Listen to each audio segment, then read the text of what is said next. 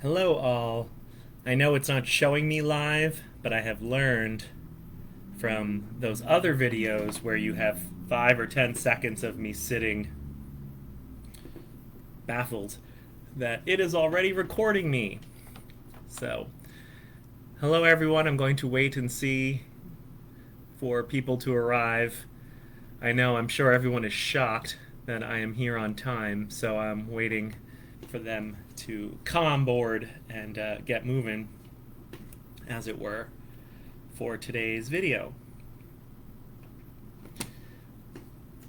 So, I hope everyone has been having a good week since last time. Last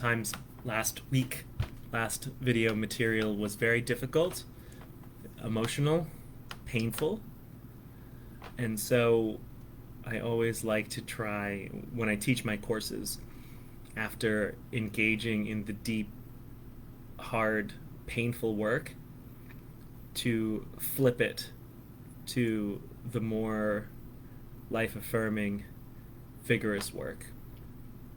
And so that's why today I'm going to discuss survival skills. I'm going to discuss how it was that people who were enslaved managed to endure and survive the conditions of their enslavement. I see someone has arrived. Yes, I know. My new arrival. I actually was here on time for once. That's what happens when I actually get 3 or 4 good nights of sleep. I can actually arrive on time to start the video in a timely fashion. So, welcome, hello. Okay. So, since these are recorded, I'm not going to wait too long for people because you can always catch them later or come in later and then start the stream live. It's useful. Oh, you're very welcome. So, anyway, let's begin. Let's get going.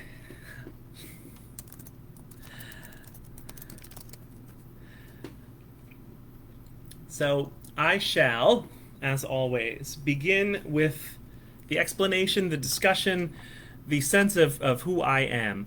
It is worthwhile noting, as always, as I do every week, and I'm sorry for those of you who are here and sit through it every single week, but understand that I'm trying to provide for the first time viewer of any of these videos this very clear and important kind of instruction about reality, facts, and critical reasoning, especially in the era of social media, because I am sharing these videos on Facebook Live. And if you do not know, Facebook Live is a giant pile of misinformation. Facebook in general, sorry. And so always be critical, always be aware of your sources. That doesn't mean that the source is the be all and end all of the argument. In people who are unreliable, there might be truth. But that said, let me introduce myself so that you understand from where I am coming and why the things that I am sharing with you have legitimacy, support, validity, and credibility. One, I will provide you with sources. Those are very important. There's a lot of stuff out there shared that is unsourced and unfact-checked. So, my name is Joseph Solar. I am a professor of history and sociology, but specifically, I'm a professor of African American history, adjunct professor of African American history, thus very low pay, at Rowan College of Burlington County.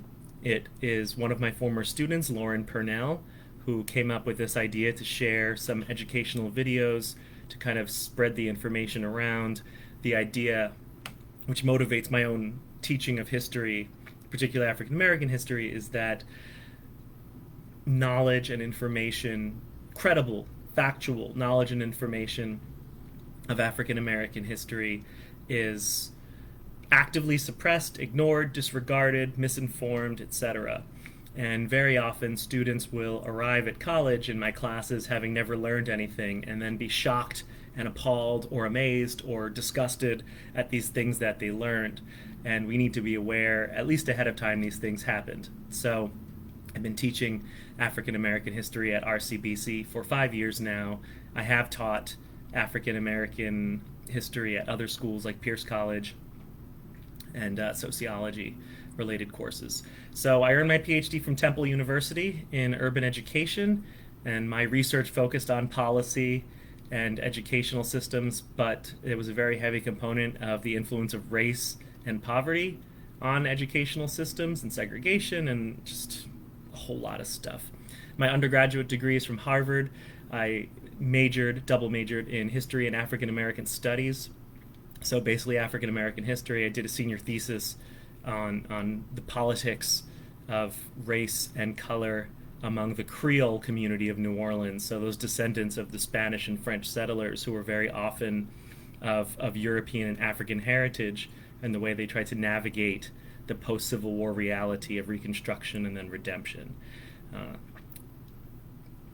To spoil the surprise, in the end, they were all just considered black, and they were thrown into the segregated second-class status that defined American society legally till the 1960s, and that many argue still defines the status of many African Americans in today's society. So, with that out of the way, today's topic. So today, I want to talk about resistance, not rebellion. I have a good friend who I see is here who is working on studying and discussing rebellions in her group. But I want to talk about resistance because last week it was grim. It was grim. And I left with the caveat that individuals who survived that transatlantic trade had to have been exceptionally tough and enduring people. And so those who have ancestors who survived that trade are the descendants of exceptionally tough and exceptional people. That said, we also have to keep in mind that that is no shame on those who could not survive the transatlantic trade, or those who chose to take their own lives or to jump overboard. That human beings were pushed into the most horrifying of situations, and they made choices that they thought would be in their best interest. And for some people, that meant taking their own lives, which is absolutely horrible. And it suggests just how profoundly traumatic the experience was. I left off saying that all of that was just to be then put on an auction block and sold off into a lifetime of slavery. The United States, if you've been watching these, but if not, I'll remind you. The United States was the unique country that passed a law which basically created something that had never been created in history, which was the newborn slave. No other society automatically considered newborn children to be slaves, but the United States did. But that opened the door for something equally appalling on that block, which was that families were absolutely not respected in the institution of slavery. Mothers, children, husbands, wives, cousins, siblings, none of that meant anything to those practicing slavery, and they would tear families apart without a second thought. And we have multiple accounts, and I'll share the sources, of the anguish and the misery and the pain inflicted upon survivors of the transatlantic trade who at that last minute suddenly had their kids or their loved ones taken from them and sent someplace in a foreign land of which they had no knowledge. But this is about resistance. This is about resilience. So if we follow one of those child survivors in, say, South Carolina or Georgia, and we follow him or her, what comes next? What comes next is that this child would have been brought onto some sort of plantation or household, likely where there were other enslaved African Americans. And one of the very first and real and powerful elements of survival was African Americans and Africans living in slavery very quickly recognizing that they would have to create new families. That people would be coming in and out of their lives, and that there would be traumatized children, traumatized people dropped into their midst because of the slave trade. And so there are, according to firsthand accounts, slave narratives, we know that there were systems in place. There were places. There was someone who would be responsible for taking in the new children and helping to care for them and help them to adjust. This is an element of reality borne out by an awful reality. And yet, what it means is that people living in slavery were consciously looking out for each other and designing ways not only for their own personal survival, but to help others living in the same circumstances as them to survive, to ensure that these children who might have experienced utter horror could find a way to be held together long enough to keep living. It is very ultimately life affirming. It is an aggressive assertion of we will continue to live, we will continue to survive, we will endure this trauma, maybe one day be able to overcome and move past slavery. And so when you read narratives, the slave narratives, and I'll probably do that next week, I think, slave narratives generally, but these firsthand accounts of people who lived in slavery, you often will find stories and names and people who were the enslaved people who took on this role to care for and look out for the young and for the newly arrived, and to help teach and socialize them to the rhythms of their new life, as awful as it was. Many times people want to survive. And so you have that situation, you have that reality where they call it in anthropology and sociology fictive kinship networks. And what they mean is literally creating families without actual blood relationships. And so from hundreds of years back, you have enslaved people creating fictive kinship networks. They are creating their own families. And even today, sometimes you can think about your own life and your own family, and you'll have a person who's not blood related to you, who's your god sister or your god uncle or whatever. And this is what we mean. This was almost a formal and formally organized system because it was such a regular occurrence. So you have that aspect of survival. And when we talk about survival and endurance and resistance, what we're talking about, and I call this video Taking Liberties, is literally that situation. Enslaved people, it is very easy to think of them as people who are objects of a system rather than subjects negotiating their way within a system that had been imposed upon them, finding a way through their circumstances to survive, and within those circumstances to take liberties, to take those moments, those places, those minutes of time in which they were free. And we have a broad literature across many disciplines and many different awful circumstances of people who we find these ways to grasp and to be human, to literally be human beings. And this is very, very key because, of course, the institution of slavery is essentially a dehumanizing institution. It aims to turn human beings into work animals or breeding animals. And so the assertion of humanity, grabbing onto a moment of liberty and a moment of grace within an otherwise smothering system, is powerful. It is a liberty and a freedom that allowed people to endure and survive long enough that one day, in some cases, great-great-grandchildren could be free from slavery.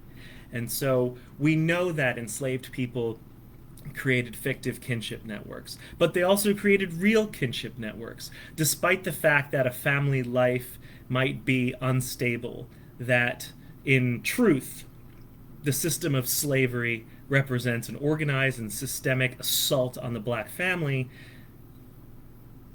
People connected, people bonded. If anyone has ever heard of jumping the broom, African Americans living in slavery and Africans created their own rituals and their own celebratory symbols to commemorate incidents that the rest of society takes for granted, like getting married or celebrating the birth of a new child. And so jumping the broom was a marriage ceremony. The couple would jump the broom and they would then be married to each other regardless. They would assert their feelings, they would assert their humanity, they would assert their connection and love for each other no matter what. And that is a liberty. That is a freedom, and that is itself an act of defiance. And we have to see it as such, that the creation of culture, the creation of human connection, is not just an act of love or some sort of kind of human passion just driven out of necessity. It's a choice. It's a conscious choice that we make on how we're going to act around these emotions and how we're going to exist. So you have that situation. We know also that very often the creation of culture is taking liberty. People are told, or enslavers told society, that Africans and African Americans were uncivilized, that they were barbarians, that they had no culture, ultimately that they weren't even a type of human being. And so to live a life of creativity and culture is to say, no, doesn't matter what you say. We are going to bring with us our knowledge. We are going to pass it on to our children, our oral histories, our music, our rhythms, our faith, such as it was, the various ways and means of faith in African American communities, and we are going to be human. To assert one's humanity in the face of dehumanization is resistance. And so this child would have been brought into these slave quarters, welcomed in by those who had done this and seen the situation before, and educated. This child might not even have spoken English if he or she came straight from Africa, maybe Portuguese. That child might not even understand everything that happened. And so what you have is education networks. You have people who are educating new arrivals. What's going on? Here's English. Here's how we survive. Here's what to do. And you pass this information on. We have heard of lots of other issues kind of in terms of the organization of the slave plantation life, in terms of house slaves and field slaves and that back and forth. So within those two broad general groupings, you have different means and ways of resistance. So I'm going to start with those who worked in the agricultural sector out in the fields, the so-called field slaves. So those who worked in the fields had arduous, backbreaking work, and it was quotas, and it was picking bales of cotton later in, or tobacco, or whatever.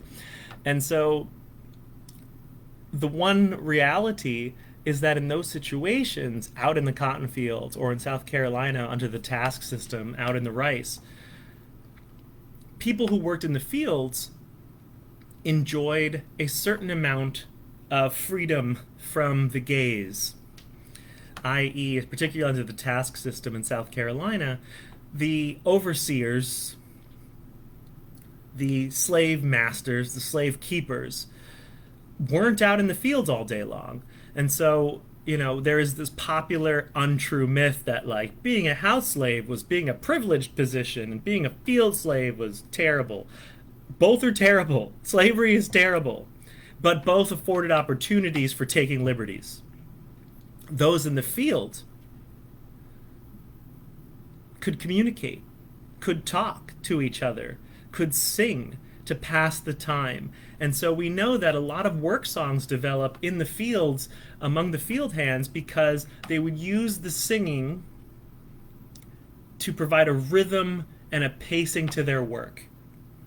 And under certain systems, like the task system, where quotas were assigned for labor, if individuals working completed their quotas, their time was theirs. And so people who worked out in the fields could talk, discuss, plot, and conspire. And as a consequence, could find a bit of freedom out there. Also, they were able to maintain gardens, sometimes have animals, etc., of their own, and so have some resemblance of a normal life. One of the long realities of the institution of slavery in the United States, as it was practiced in the United States, is that it becomes more restricting over time. That in the beginning, enslaved people, even in places like New Amsterdam, had codified rights and whatnot that gave them what we might call limited freedom, or in the case of the Netherlands or New Amsterdam, half free. And so there was that, but it becomes more and more controlled, more and more supervised, more and more overlooked. And yet, people working in the fields found ways to escape the gaze, to be on their own, to get their work done, and to carve out those connections and human relationships. But then this is where it gets particularly interesting and particularly worthwhile. And incidentally, sorry, I forgot to share this. I'll provide the link later, but a lot of what I'm sharing with you comes from this book. Glare. All right, there it is. Roll, Jordan, Roll, The World the Slaves Made by Eugene D. Genovese. This book is from the 70s. It is really old, as you can tell by the cover design. This book is still a standard text in African American history. That is how much it brought into the mainstream all of these ideas and concepts that kind of undergird a study of surviving slavery. That a book from the early 70s is still like the text on the world the slaves made. So anyway, one of the things that Genovese talks about is that the people working in the fields, as much as it was backbreaking labor, they had leverage, and they understood that leverage, and they knew how to use that leverage.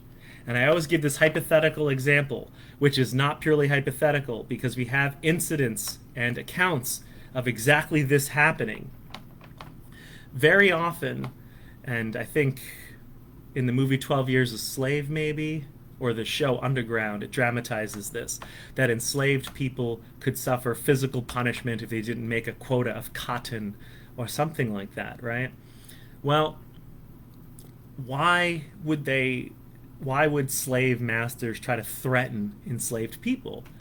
Because the enslaved people realized that in building this system of chattel slavery, where a plantation might have 100, 150 people working in the fields, it meant that the slave masters were utterly and completely dependent upon the people they were enslaving. Now, this isn't to say there's equivalency, but in a very real sense, the wealth of these plantation owners was shackled to the labor of enslaved people.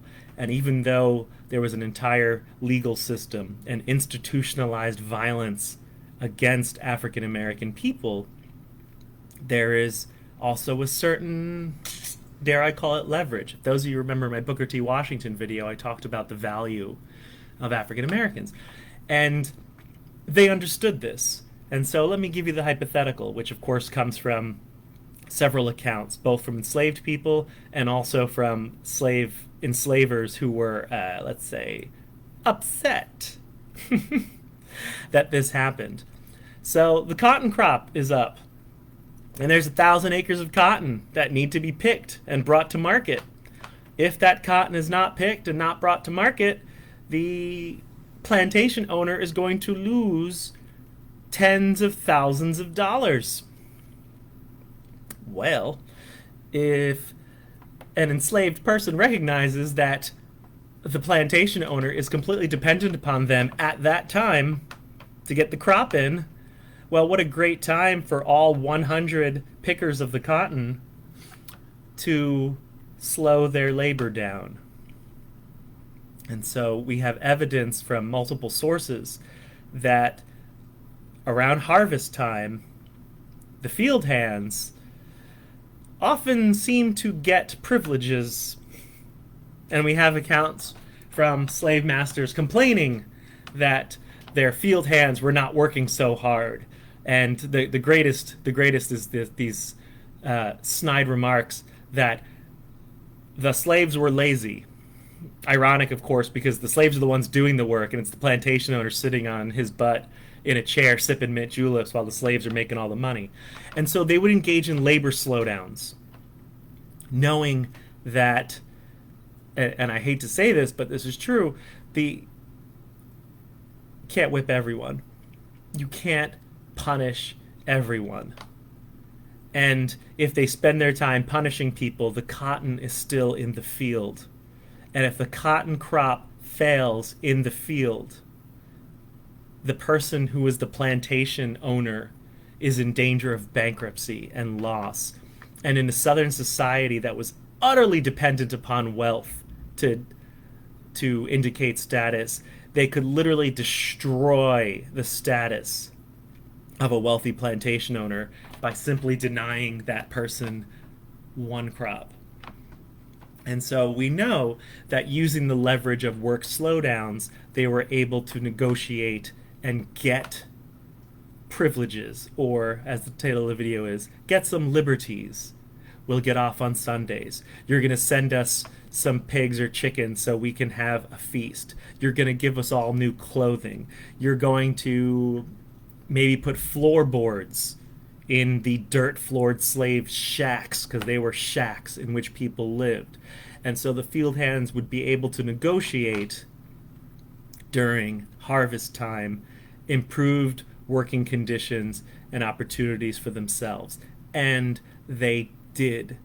And they used that leverage effectively to attain some of these liberties within a system that was completely and utterly stacked against them. And this represents a fit of genius, a bit of brilliance that needs to be acknowledged and celebrated. These were people in what was considered the lowest position who recognized the power that they had, and they used it. We also know that the people who worked in the fields and lived out in the slave cabins were the ones who were the freest in terms of creating culture. They would have religious revival meetings, they would have rituals and traditions, and they would spread their knowledge, their history to new people, newcomers, and young people.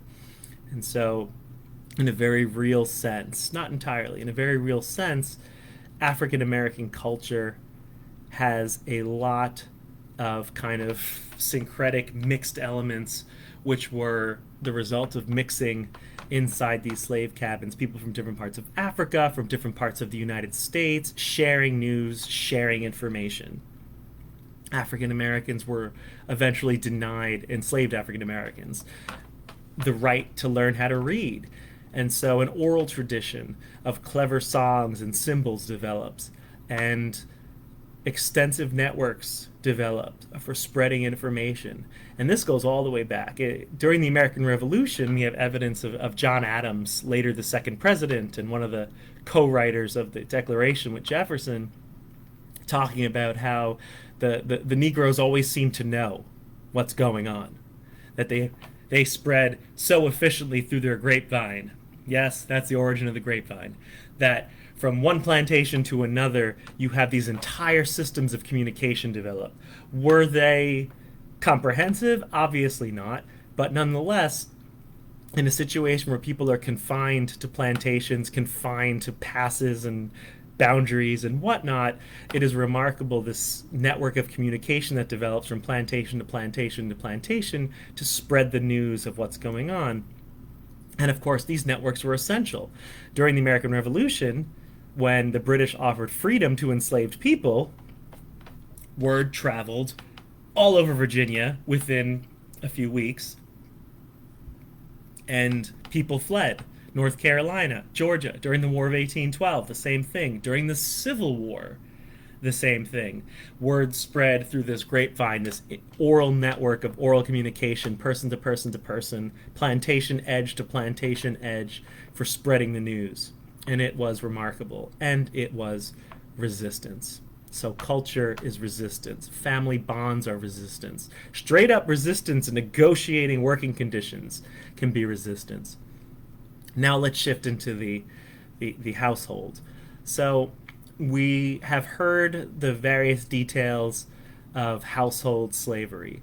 One is, of course, the fact that household slaves were often lighter skinned, which means they were often the mixed people, the result of rape and abuse that was inflicted upon women on the plantation. And so they would work in the household. Household slaves were often not subjected to the visible signs of violence. We know field hands would often suffer amputations of ears and awful things. So household slaves would be dressed better and more covering. But as much as people think that the household slave had it better off, they're not out in the fields. They're not in the hot sun all day. Household slaves were under the constant eye, the constant supervision of the slaver's household. So how does one resist in a circumstance where one is constantly being watched? Well, we have all the diaries of these plantation owners, and one of the things they are constantly complaining about is thievery. People enslaved in the household would steal. They would pocket some silverware, pocket a bit of cloth, steal some extra food, and feed themselves. And so they were constantly stealing from the plantation slave owner. But of course, the irony is the plantation slave owner calls it thievery, but when one is stealing the entirety of a person's life and humanity, it's not thievery, it's taking back what's owed. And so those who were enslaved in the household were able to take back what was owed them. Not enough, obviously, but to a small degree from their slave masters. We also know that those things you imagine when they tell you to always be nice to your server at a restaurant, yeah, those enslaved cooks would put some stuff in the food sometimes to show their resistance. And this could even reach all the way up to the topper level of just straight up poisoning the household. We know that enslaved plantation owners were terrified of African conjure women because these African women knew the herbs and knew the medicines that they might slip into the soup one day and wipe out the whole family. And so you have this insane situation, which just goes to show how desperately committed to slavery and white supremacy they were, where the enslavers were terrified of their own household staff and terrified of their own cooks. But they didn't want to cook for themselves, so they sucked it up and made someone else do it. And so you have those aspects of resistance.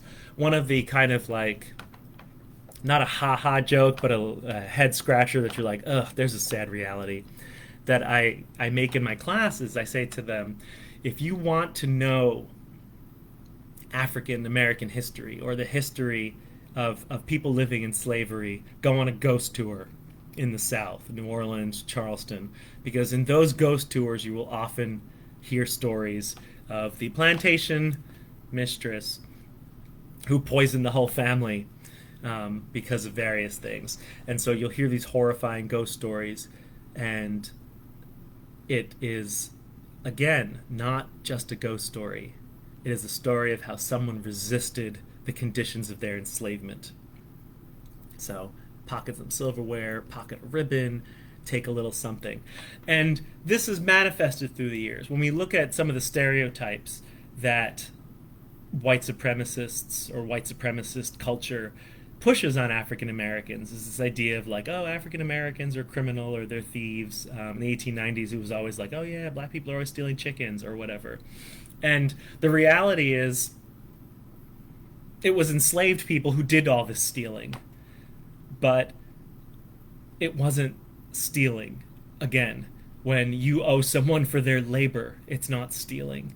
But nonetheless, they comforted themselves that somehow there was something morally deficient with the people they were enslaving rather than with themselves, the enslavers.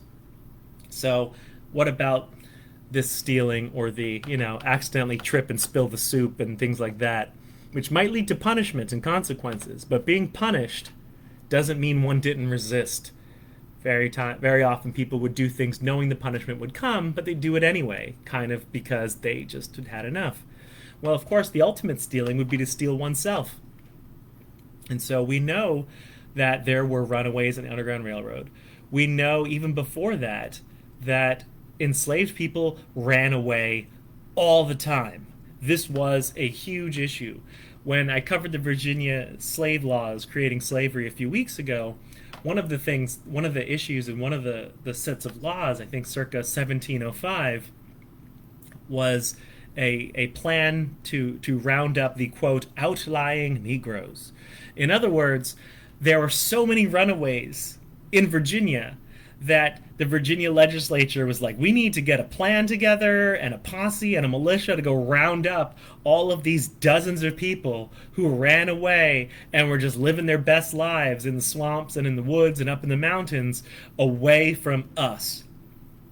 And in other parts of the world, Jamaica, for example, you can find entire communities, the Maroons, they're called, Maroon communities, of people who ran away from slavery and created their own communities and lives. In fact, the English speaking Republic of Guyana, because there's three of them, there's Guyana, Guyana, and Suriname on the northeastern coast of South America, is an English speaking country. It was an English speaking colony, and the black community of Guyana, or Guyana, sorry, they'll say Guyana because they're English, of Guyana, is a community that is very largely composed of runaways from slavery that ran away, ran into the rainforests, and created their own lives, retained their traditions, and are now a free people. And were free people back then, even under British slavery. So running away is a great bit of resistance. It was later and later much more risky. It was much earlier to run away in the colonial era. You could run in and end up maybe being adopted into a Native American tribe, or there was still so much uninhabited land at that time. So running away gets harder and harder, but nonetheless, people always do it. One of the things about the Underground Railroad is that it was about 20,000 people got away on the Underground Railroad in 30 years, which is a lot, but also a little, considering the institution of slavery. But 20,000 people. So running away. Even in a very tragic sense, suicide is resistance. Because a person enslaved who takes his or her own life is denying the enslaver, denying them the labor, denying them my children, denying them my profit, denying them my pain, denying them everything.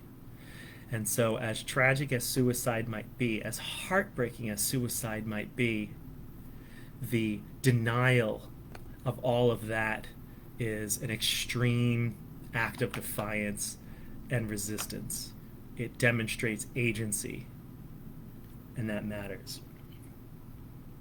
Now, I'm going to get to one last very troubling aspect of resistance, which is women.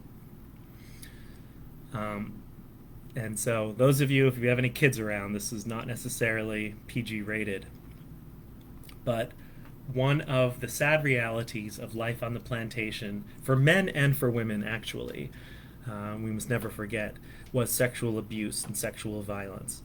The difference, of course, is that women have babies. And so as a consequence, women were subjected to sexual abuse that could result in children. And it was a situation where women had to make choices. Women had to make choices because a woman living in slavery might just fairly assume that she's going to be raped at some point in her life. And there's a better than average chance that she is going to become pregnant from that rape, or pregnant generally speaking. And so, what is the woman to do? Well, we know one means of resistance, going back to those conjure women, one means of resistance for a woman who has been raped is to have an abortion. She would deny the enslaver a new slave by having an abortion. And those conjure women knew the herbs. But then there's also this. Maybe the woman wanted to have babies. One of the most tragic realities of slavery that is an understated statistic is approximately 2/3 of all children born as slaves would not survive to the age of 5. So it is a horrific, murderous child mortality rate in slavery. And what that means is that mothers and fathers living in slavery were constantly mourning for their dead children. So, what could a woman do to avoid this situation? If a woman is going to be raped, or if a woman is pregnant, she could choose to whom to give herself. And I say this very delicately because some people talk about plantation mistresses as if somehow an enslaved woman has a choice. An enslaved woman doesn't really have a choice.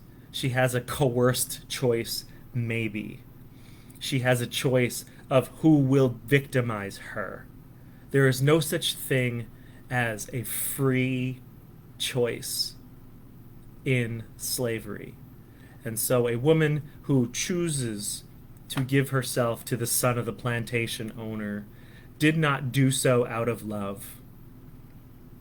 She did so out of a cold calculation that this might be the best way her children could survive, or this might be the way that she would be protected from sexual abuse by other people, even maybe sometimes fellow enslaved people. And so women could make these choices of, from among horrible options, none of them truly free choices, to give themselves to someone who might be able to protect them or look out for any babies that might result, and so save that mother the heartbreak. The most dramatic example we have of this comes from the plantation narrative of Linda Brent. It's edited by Lydia Mariah Child, an abolitionist, and Linda Brent is an enslaved girl, because that's the other thing too. These were children, these slave masters are pedophiles, and Linda Brent, the doctor who owned her, began grooming her around 12, sitting her on his lap, touching her, making remarks, saying horrifying things. So Linda Brent, within a year or so of this, recognizing what was going to happen to her, gave herself, quote, to a neighbor who happened to be a young man and an attorney. And children resulted from this, but because he was a wealthy attorney from a neighboring plantation, it kept the doctor from touching her. And in the end, she was able to run away, and her children, because they were the children of this free white man, they were freed. Yes, exactly, Michelle. Sally Hemings is 14, and he brings her to Paris, Thomas Jefferson, right? That's the other thing. When you hear these stories like Sally Hemings, Linda Brent, always remember, these are not 18, 23, 30-year-old women. These are little girls. These are adolescents who are being sexually abused. And so it's beyond just... It's just an extra level of horror, let's be real. It's pedophilia. It's the abuse of children, sexual abuse of children that occurs in these plantations. And it's widespread and it's common. But Linda Brent got this guy to advocate for her. And Linda Brent managed to run away, hide in an attic when her children were freed, and was able to watch her children growing up, raised by her free, believe it or not, her free mother.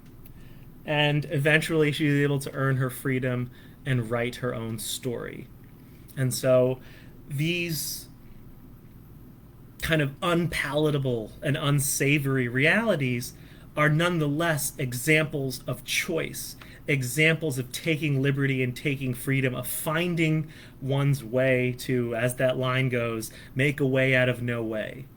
And so when we look at life on the plantation, we know that there were rebellions among enslaved people. Stono, right, Michelle? Natchez, Nat Turner. There were conspiracies. Gabriel's Rebellion. I might do Gabriel next week or at some point too. Denmark Vesey, etc. The Natchez War. So we know there is outspoken big rebellions.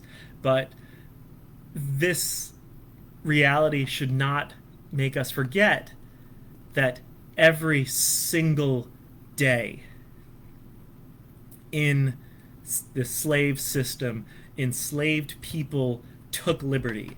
They found places to be human. They found ways to resist. They found a situation where they could assert some defiance of their circumstances and their situation. And these liberties, these stories, are often lost in part because we want, well, not we, American society desired a story of a smooth, happy plantation society, right? The old South that celebrated antebellum world where they put up cute little Confederate flags and statues and sip teas and have cotillions and all of this basically whitewashing of just an extremely disgusting, exploitive, and violent society. And so when we look into the books, we almost find them through the inverse.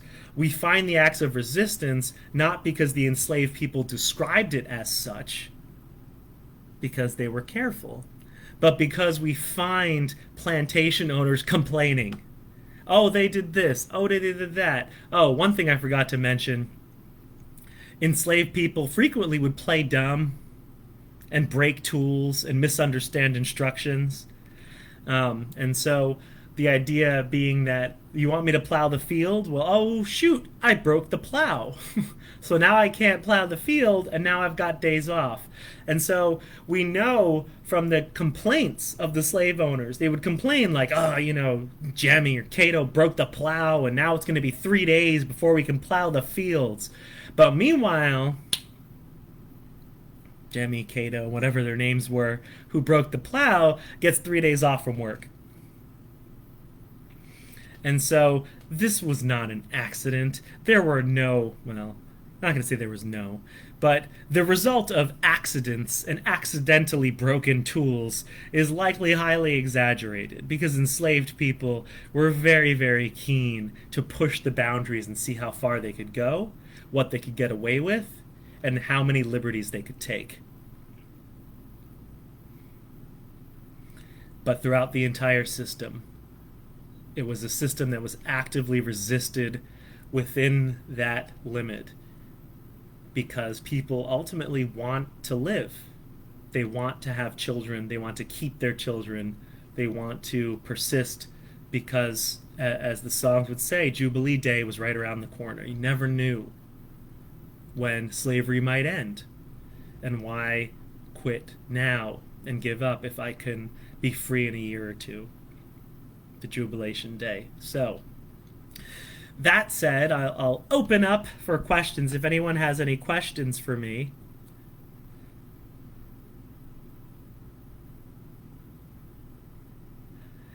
Michelle, the woman who played dumb and tatted on Lee, you mean Robert E. Lee? I don't remember her name off the top of my head. But yeah, Robert E. Lee. Ugh, he was the worst. He's the worst because they pretended he wasn't as bad as he was. But we have his own diaries where he talks about whipping people. He was not a kind and gentle slave owner. I'm glad we buried all the Civil War dead on the grounds of his plantation.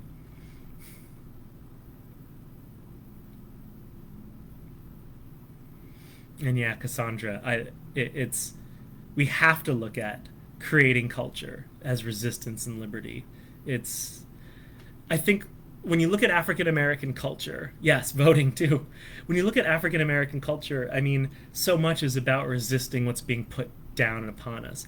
I mean, I talked about literacy being outlawed. When the Civil War ends, most of the enslaved population in the South was illiterate. However, when the teachers go south to open up schools, yes, they find most of the population was illiterate, but they find a whole lot of people who knew how to read, who become teachers, because they secretly would learn how to read and pass knowledge and literacy and books around.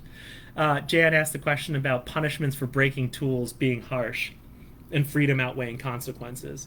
Yeah, I'm going to give you these links, Cassandra, I promise. But to Jan's question, punishments would vary place to place. One of the aspects of playing dumb is that why would you punish someone if they were just dumb? And, you have this dance between the slavers and the enslaved where the slaver is telling himself, these people are inferior to me, they're not intelligent or capable of self-governance, and so that's why it's good for them to be enslaved, right?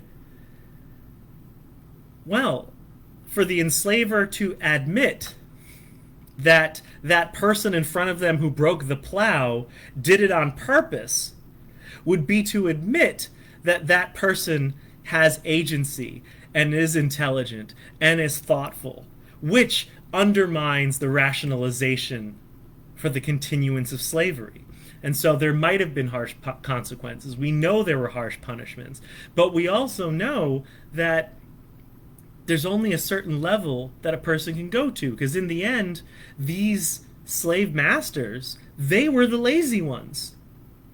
And if those lazy people spend $500 to buy a field hand, are they going to inflict such a violent punishment that he can't work and he can't pick cotton? No, because that's a loss of money. So they're going to tell themselves that he's dumb and he deserves it, because then that way I'm still a good person even though I keep slaves.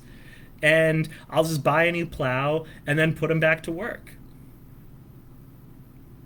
And, the idea of freedom and consequences, this was a judgment that every enslaved person had to make, right? Can I run?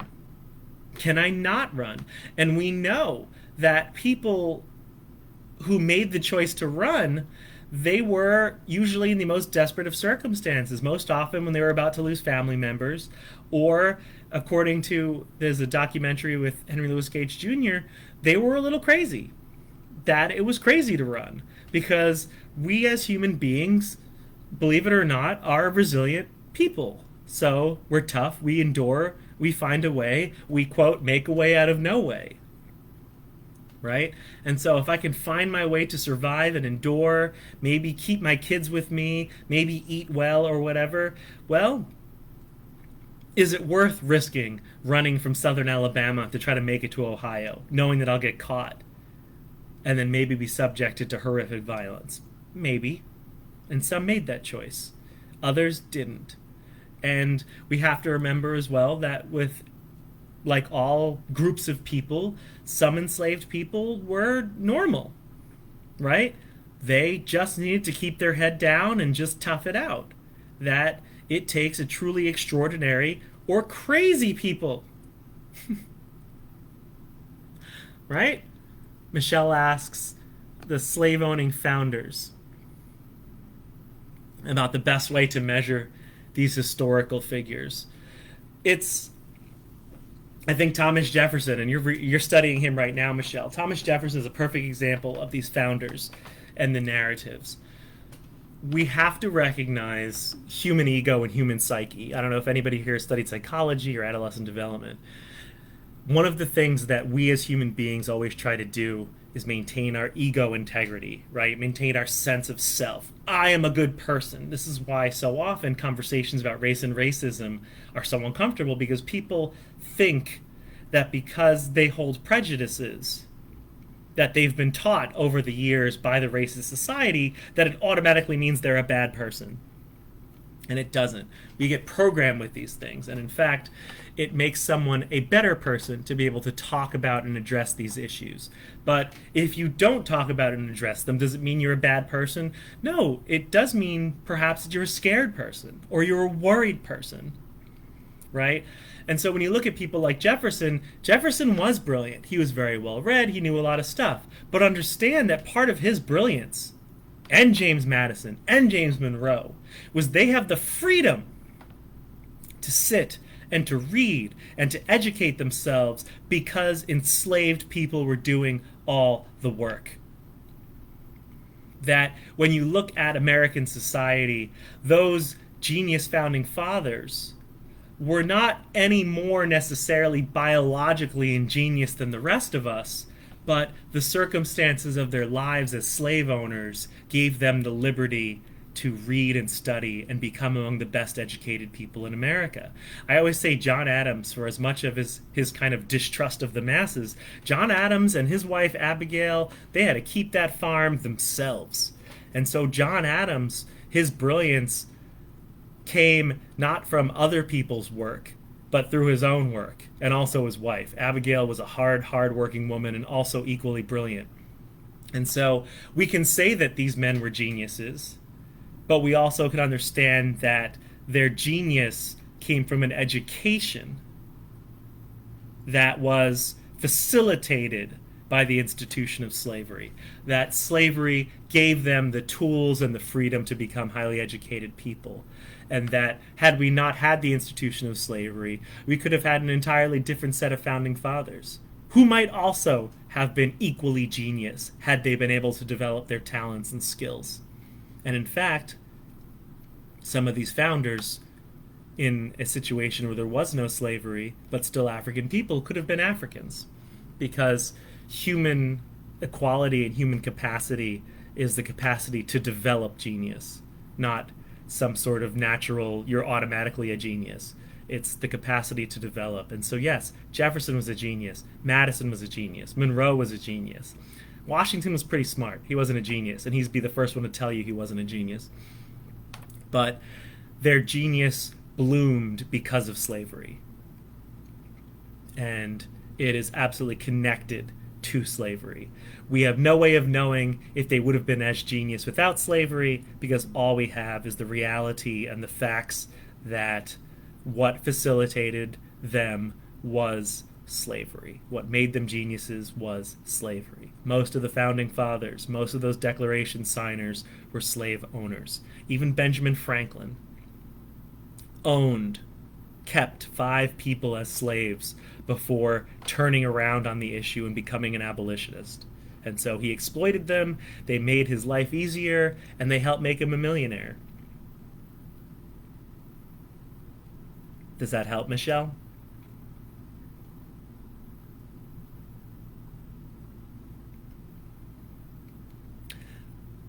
That said, I will provide a link, Cassandra. There is a website from the University of North Carolina, and I'll give you the 2 links now because you asked specifically. One is North American Slave Narratives, and it's the actual stories told by enslaved people themselves about slavery and about their lives in slavery. And so we get these little, these little anecdotes of how I stuck it to the master, or how I ran away and stole myself from slavery, because running away is stealing oneself. But since you asked, I'll also include some of those antebellum novels. The problem with the antebellum novels in the links is that these novels tend to be self-serving, right? They tend to be self-serving narratives, like, oh yeah, everything was great and whatever. But when you read those novels, you'll read about people who in slavery who are like, oh yeah, he was kind of submissive and dumb and blah blah blah, and you're like, yeah, he always said the right thing to you, but meanwhile he's like swiping silverware and selling it on the market. He's got a really nice hat as a consequence.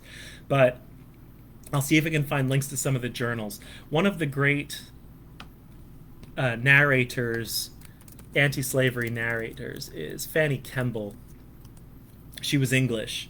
I just put it in the comments. Fanny Kemble was an English actress who married I believe a Georgia plantation owner, and she was disgusted by what she saw. Yeah, there's even a movie about her, apparently. I'm looking at my other computer. And she was disgusted by what she saw, and she wrote a story about, or she wrote her story about what she observed in slavery. And so within her story, you see more of that kind of like cynical take on like, he just seems a little too nice. He just seems a little too happy to be a slave. I'm not quite. Yes.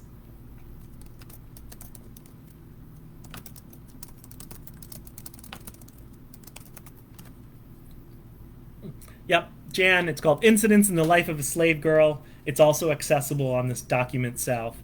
Um, the thing about women's narratives to understand, and I want to do no, actually, I'm going to save it.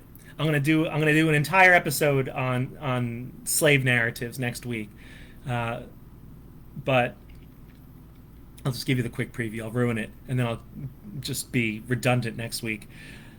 Slave narratives like Incidents in the Life of a Slave Girl, which was Linda Brent's, is were not very well published because of kind of Victorian Puritanism. They didn't want to discuss sex and sexuality. And so what actually handicaps the abolitionist movement is that it was considered impolite to discuss the abuses inflicted upon women because one did not discuss sex and sexuality. And so Incidents in the Life of the Slave Girl gets published in 1860, and it was considered shocking. Shocking. Even though she says things like, and he whispered stuff in my ear that's unmentionable. Like, she wouldn't even specify what it was. But nonetheless, you have this, the implication clearly that this man is, this doctor wants to rape this 12, 13-year-old girl in his home. But I'm going to provide you a link. Let me see. I'm on my other computer, so I'll provide it after I stop this video to the University of North Carolina. Yep, Harriet Jacobs. Yep, that's the one, Cassandra. There's always that back and forth, Linda Brent and Harriet Jacobs. I apologize. I always like mix up the naming of the two.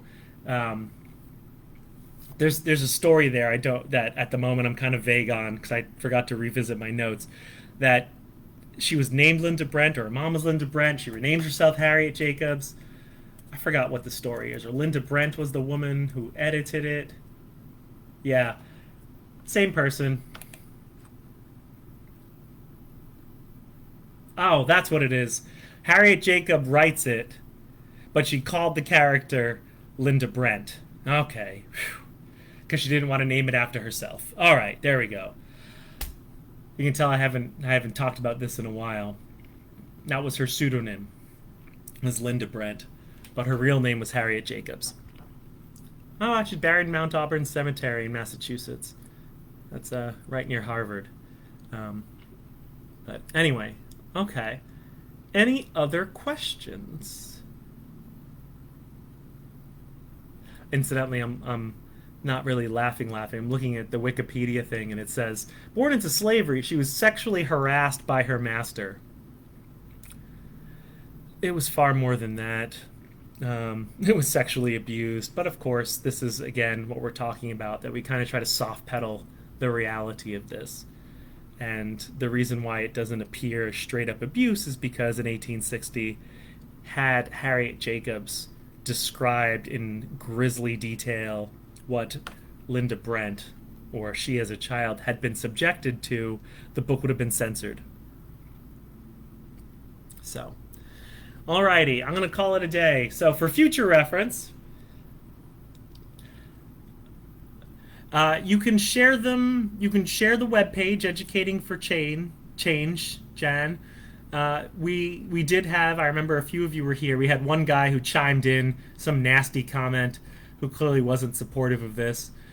But yeah, share the Facebook page, share the links to the videos if you like. It's very weird for me, and I feel very vulnerable being exposed like this, but it's a risk that I'm willing to take because, of course, but like to think that the things that I am sharing, the information, the facts, the interpretations are very important for reality. Yeah. Just share them on Facebook. Talk to your friends. You can host Facebook Live watch parties and watch some of these older ones. Um, if you go back to my other videos, besides the videos themselves, I always provide links to additional information, articles, web pages, and this is not just random Google search stuff. The information I provide to you is researched, kind of curated, right? The way you go through to make sure it is valid, credible information. And so today I'm going to share with you the link for the book by Eugene Genovese, this book, Roll Jordan Roll. So anybody interested in buying it, you can find it and get it for yourselves. It is long and it is good. And I'm going to provide you a link to the website from the University of North Carolina called Documenting the American South, which provides full text of kind of out of copyright slave narratives and also kind of antebellum slave pre-slavery literature. So you can get a sense of how white slave owners tried to portray their society, and then slave narratives of how educated sorry, I saw the word educated appear. It is far better than political arguments, thank goodness. But moving forward, how you can see these narratives and stories that people shared of their own lives from slavery, through slavery, how they survived and endured slavery. It's also worth watching the movie 12 Years a Slave. That's actually based on a book called 12 Years a Slave. And because based on a long time reading, 12 Years a Slave is very chilling because it captures all the quiet between the violence. And there is very much this horrifying rhythm of violence within the slavery system that it's hard for us to imagine, frankly, right? In fact, a lot of the ignorance that we see on Facebook and stuff is because people just can't even imagine what it must have felt like on a day-to-day basis to live a life where one was subjected to the random whims of other people, and where, as hard as a person worked, they could in no way benefit from their own backbreaking labor, and every dollar of value they created through their work was given to someone else. Pure exploitation. And yet, like I said, part of understanding today's discussion is this, that yeah, there was pure exploitation, but African Americans created and resisted and took liberties in that system. They were not passive victims ever. There was no passivity. African Americans living in slavery had agency. They had the capacity to make choices and to do things to make their situation tolerable and more endurable.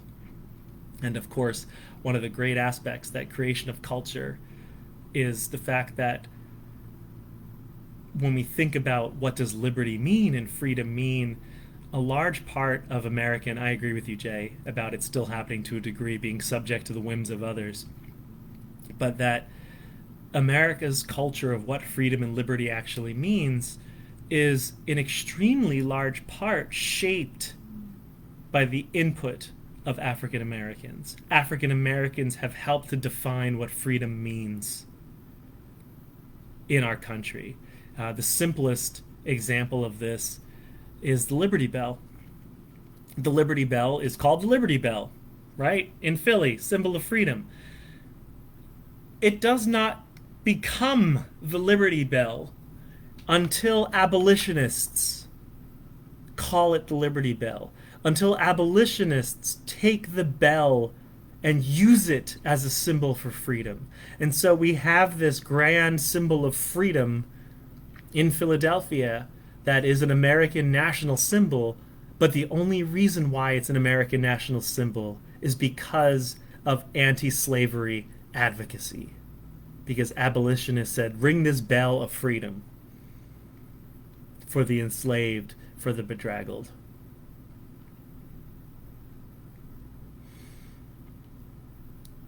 But yeah, we have a lot of work to do to ensure that people can live lives of true freedom. Some people tend to think freedom means not being responsible, and I don't mean. I mean the people who scream and yell the loudest about freedom. You know, freedom not to wear face masks, freedom not to worry about the lives of others by speeding or doing other terrible things, but responsible, socially caring, loving freedom is the freedom to make one's own way in the world while supporting the right and freedom of others to make their way in the world.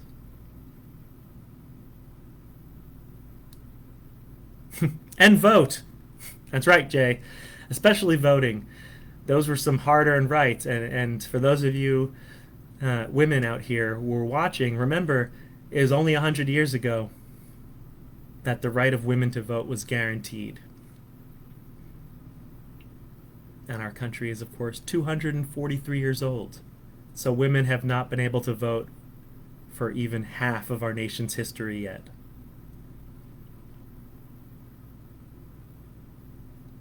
All right. I'm going to call it. When I woke up this morning, I was like, oh, this one won't be that long. But apparently it was. But in part, it's because all of you ask such wonderful questions and give me so many interesting ideas.